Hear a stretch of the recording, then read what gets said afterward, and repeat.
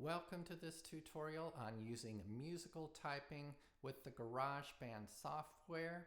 This is really great because it allows you to make music with your Mac using no additional equipment. You just type on your typing keyboard just like you did in order to find this video. So start by opening Garageband from either your dock or your applications folder.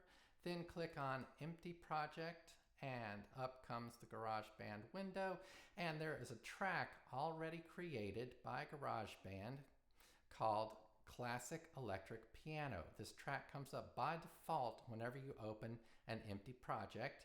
It is a software instrument and you can use it with musical typing. So let's go ahead and do that. You've got your Classic Electric Piano track here, and you're going to go up to your menu and you're going to go to Window, Show Musical Typing. Now type on your computer keyboard and you will hear the Classic Electric Piano. Another way to get there is to use key commands, and Command K will bring up musical typing.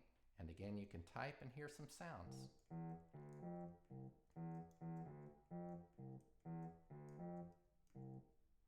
All right, you'll see that the window here looks like a piano keyboard, and that just lets you know which notes you're actually playing when you type the letters on your keyboard, if that is important to you.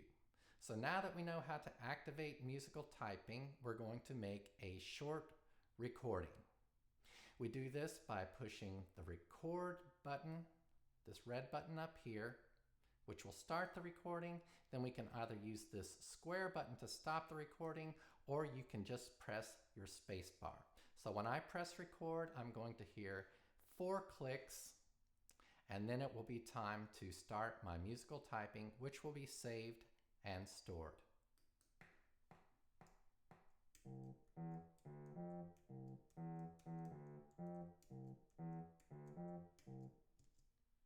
All right, so now we have recorded a little bit of music and we want to listen back to it.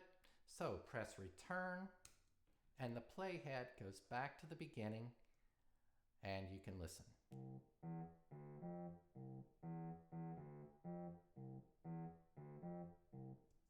Okay, so you start and stop playback with your space bar or by using this triangular button here. If you don't want to hear the whole thing, you can manually, with your mouse, move your playhead back and just listen to part of it. So that, in a nutshell, is how you use musical typing. You have your track, you activate musical typing through the window menu or by using key command K, and then you record it.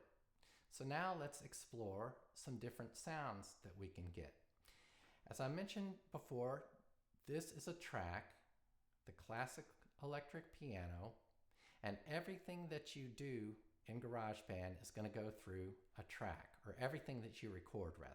So let's make a new track and assign a new software instrument to it. So we do that by coming up here above our existing track, pressing the plus sign, and we'll have a choice between software instrument, audio track, or drummer. Let's choose software instrument. That's what you do, or what you use with musical typing. And up comes another Classic Electric Piano. Now the way that you change the sounds is through your library, which is over here on your left. And you have a list of categories here. And within each category, there are a number of instruments. What you can do is you can click on the category, then on the instrument, you can type a little to hear what it sounds like. Let's listen to this piano. Very nice. Or we could go up to the category that says mallet and hear what a marimba sounds like.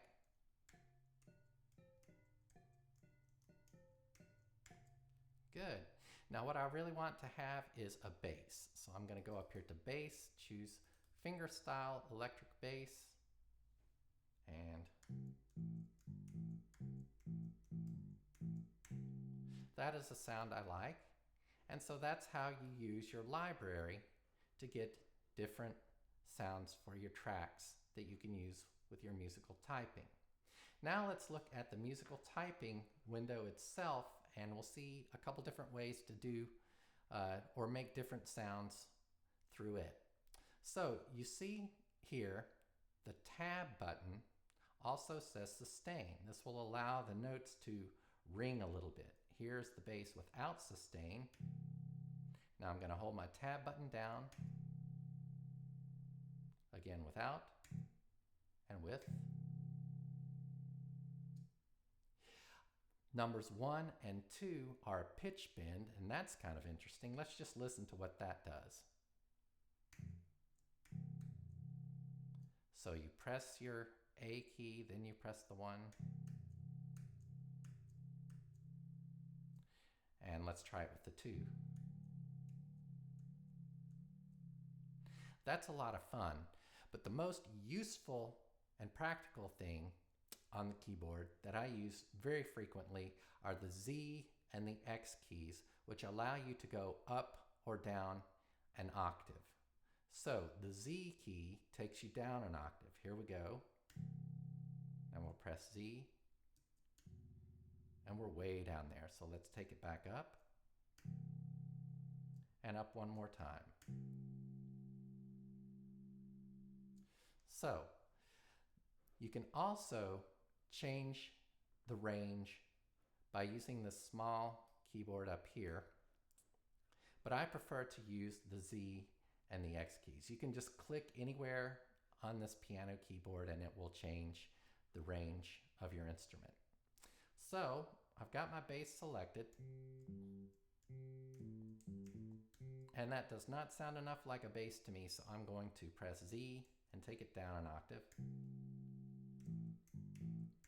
All right, so now let's record our bass. So again, we press record, we hear 4 clicks, we record, then press spacebar to stop.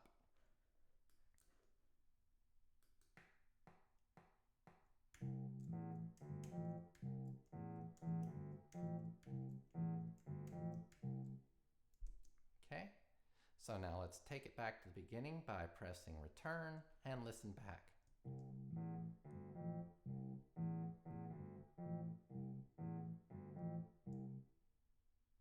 So that, in a nutshell, is how you use musical typing to create music in Garageband. I'll show you just a couple more sort of fun little things that you can do.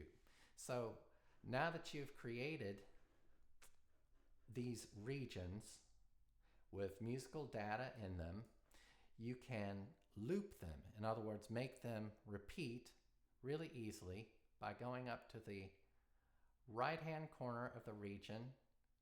You'll see your cursor turns into something that actually looks like a little loop, and then you click and hold and pull to the right, and your region will repeat for as long as you pull. Let's do it with the classic electric piano. Take it up to the right-hand corner, upper right-hand corner, click and hold, pull to the right, and now our regions repeat.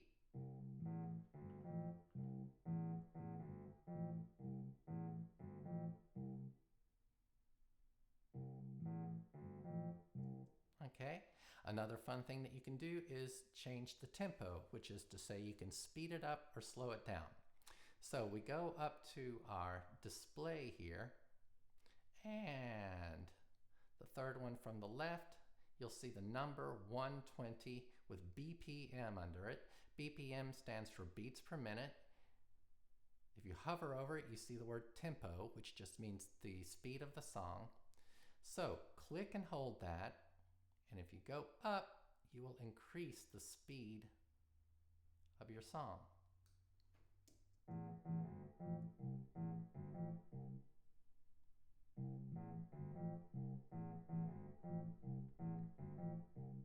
All right, So if you click and hold in the same place on that same number and you pull down, it will slow down.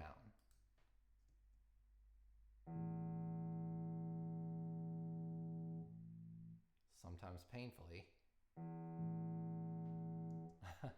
Let's speed it up just a little bit.